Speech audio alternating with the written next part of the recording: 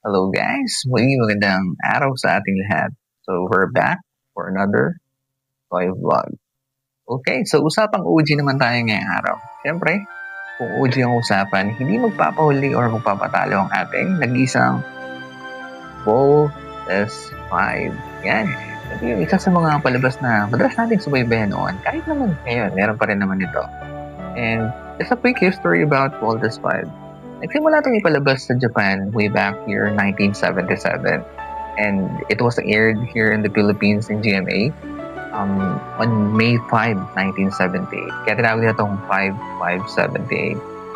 So, Voltes 5, isa sa mga iconic robots. Actually, we can call it nga na parang pambansang robot ng Pinas. Kasi from 1977 hanggang 2025, kung may ipapansin nyo, still existing, talagang nostalgic, at maraming collectors na naiibig kay Voltes 5, and then one of them. And sino bang makakalimot sa mga characters or pilot na nagpapagana or nagpapatakbo kay Voltes 5? So, si Steve, si Mark, si Jamie, si Big Bird, and Little Jen. Sino yung favorite characters nyo? Sa lima na yun, for sure. Baka lahat sila kasi they're a team. Yan. So, itong Voltes 5, marami nagmahal dito eh. Kasi yung tema nila is about teamwork. And I do believe na no man is an island talaga. And you need someone na maniniwala at susuporta sa mga bagay na ginagawa mo.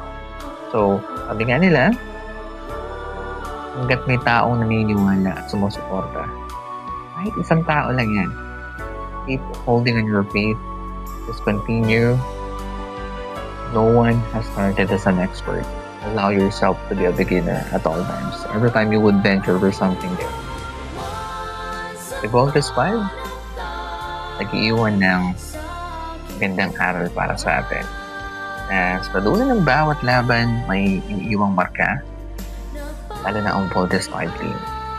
Hindi lang lakas, hindi lang tapang, hindi aral na dala ng pagkakaisa. Dahil sa mundong puno ng sigalot, iisa lang ang manalong sandata. Ayun ay ang pagtitiwala sa bawat kasama na hindi pagsuko sa gitna ng unos. Ipinapakita lang nito na kahit gaano kalaki ang kalaban, walang imposible kapag puso, isip, ay sabay na lumalaban.